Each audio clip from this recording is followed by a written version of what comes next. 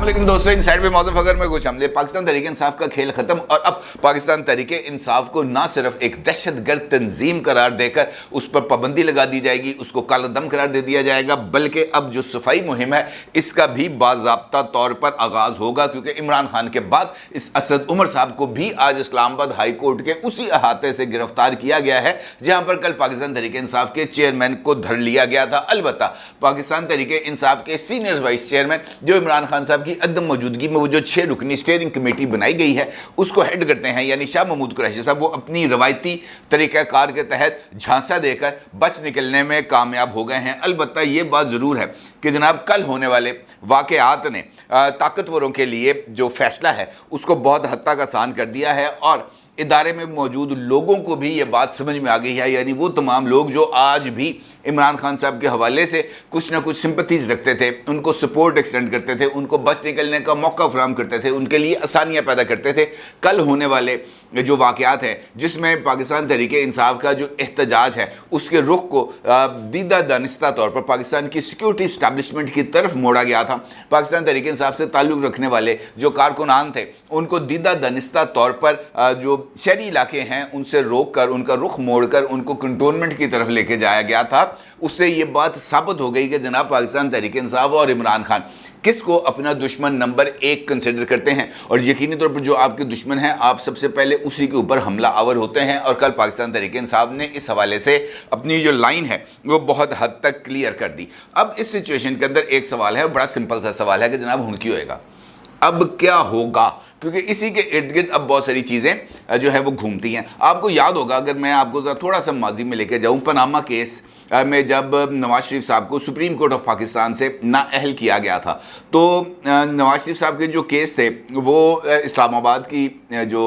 एहतसाब अदालत है वहाँ पर शिफ्ट हो गए थे और फिर मरीम नवाज साहिबा हों या नवाज शरीफ साहब हों, इनको एहतसाब अदालत के रूबरू पेश होना पड़ता था। और एहतसाब अदालत के उस वक्त 2 जज साहिबान के तज़किरे बहुत ही ज़्यादा किए जाते थे। एक थे जज बशीर, मोहम्मद बशीर साहब, और दूसरे थे जज अरशद मलिक साहब। इन्हीं दोनों की जो केसेस थे वो इन्हीं 2 जज साहिबान की अदालत में लगते थे। अब जज अरशद मलिक साहब की तो वीडियो आ गई सामने और उसके बाद वो अपना मुकदमा लेकर अल्लाह के हुजूर पेश भी हो चुके हैं। अलबत्ता जज बशीर साहब ने इमरान खान साहब को नवाज शरीफ साहब को सज़ा भी सुनाई थी और उस सज़ा के नतीजे में जो अगली बहुत सारे वाक़यात हैं वो वकी पुज़ीर हुए और जो नवाज शरीफ साहब हैं उनको जेल भी जाना पड़ा। और उस वक़्त इमरान खान साहब ने ये जो फ़ैसला दिया था जज मोहम्मद बशीर साहब ने, इसके ऊपर बहुत ज़्यादा तालियां भी बजाई थीं और उनको सबसे ज़्यादा इंसाफ पसंद और मेरिट के ऊपर फ़ैसला करने वाला जज करार दिया था। लेकिन देखें खुदा की कुदरत, कभी कभार ऐसे भी दिन इंसान को देखने पड़ सकते हैं कि इमरान खान साहब के ऊपर ये जो केस बना है अल कादर ट्रस्ट का, और नैब ने इस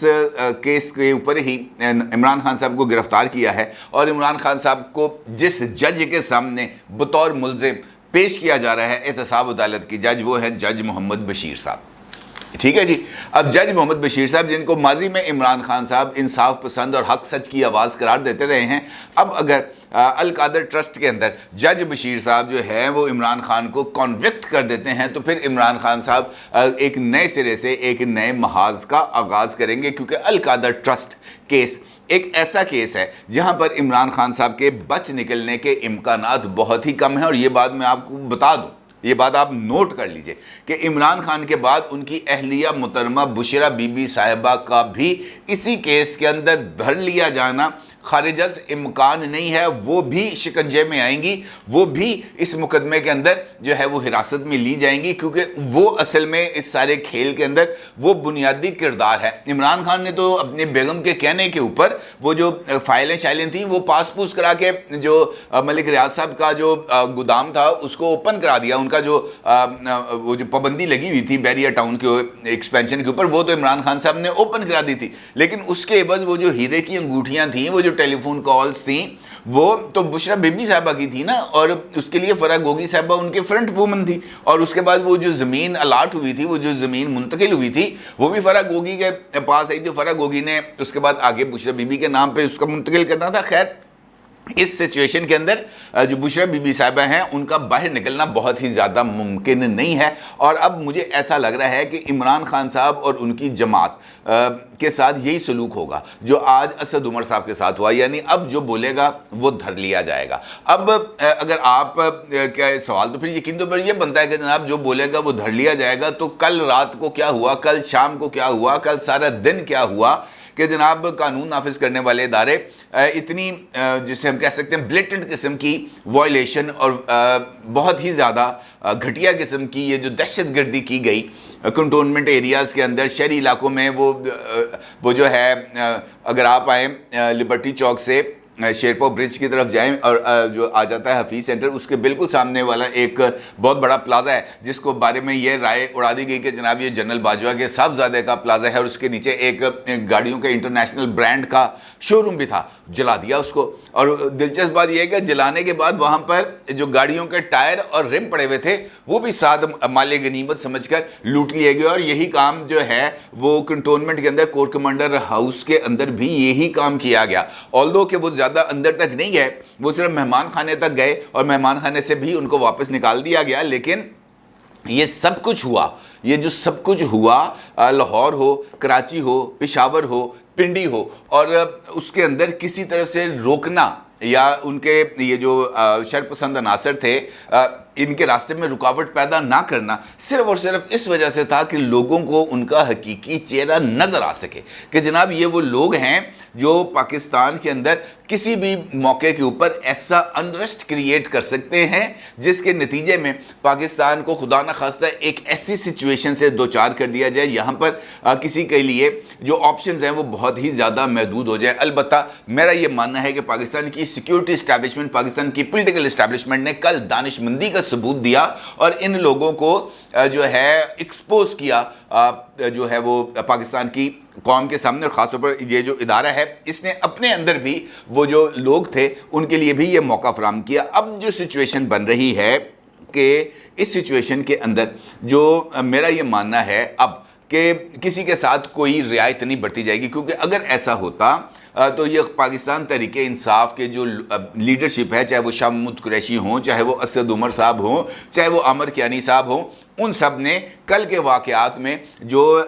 کنٹونمنٹ ایریاز کے اندر خاص طور پر کی گئی وہاں سے اظہار لا تعلقی کر دیا ہے، اور ان تمام لوگوں کو جو اس واقعات میں ملوث تھے ان کو پی ٹی آئی کا حصہ بھی تسلیم کرنے سے انکار کر دیا ہے۔ اب اس کا مطلب یہ ہے کہ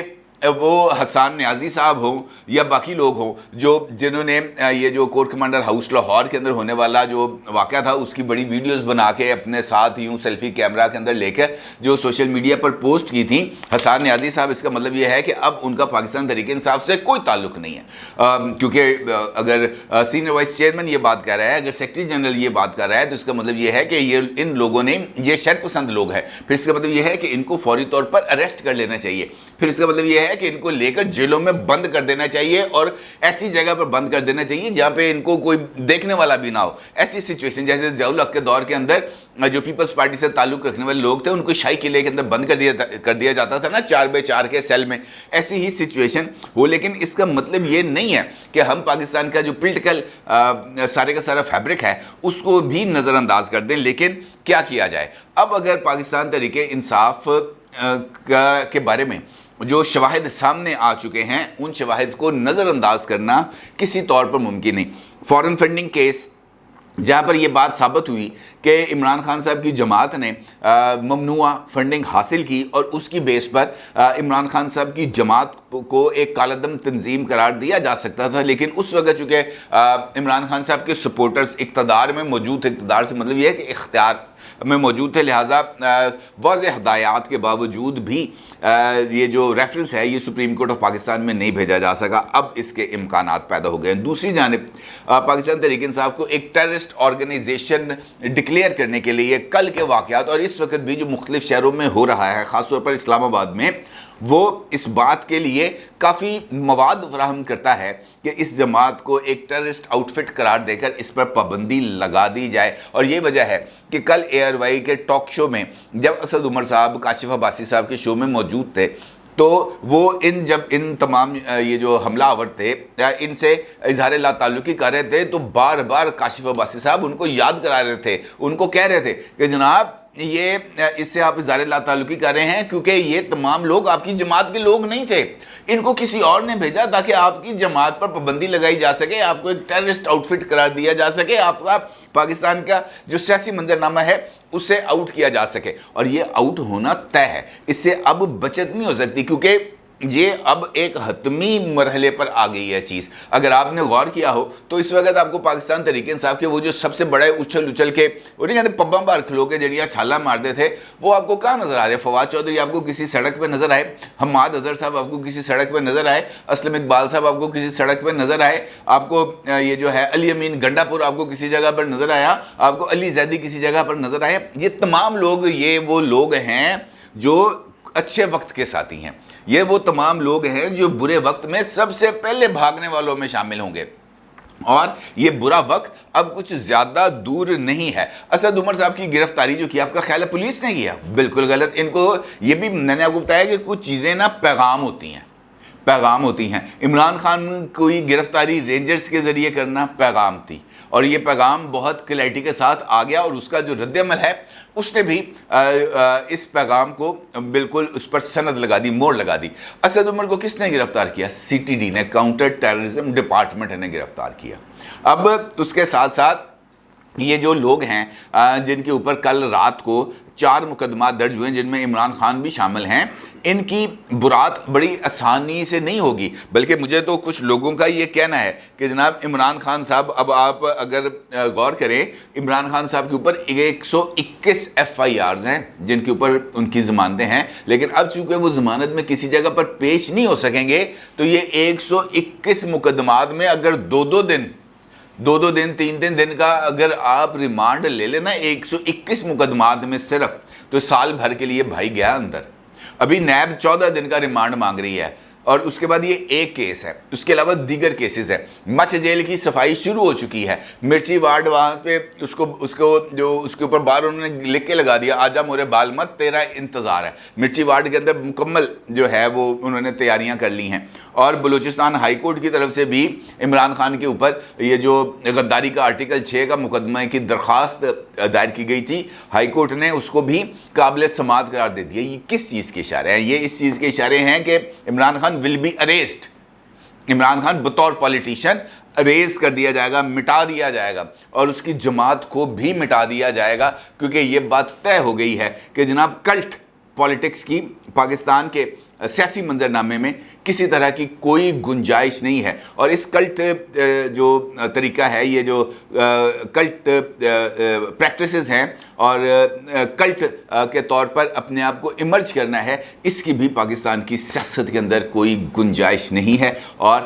جو نظام ہے وہ ریئل پولیٹیکل قوتوں کے ذریعے ہی چلے گا، اور اگر یہ جو چیزیں ہیں اگر اس کو پاکستان تحریک انصاف کی لیڈرشپ نے اس کو کنٹرول نہ کیا تو پھر سچویشن جو ہے وہ کسی کے ہاتھ میں نہیں رہے گی۔ یہ بات میں آپ کو لکھ کے دینے کے لیے تیار ہوں۔ اپنی رائے کا ضرور اظہار کیجیے گا۔ آپ کو بہت شکریہ۔ اللہ حافظ۔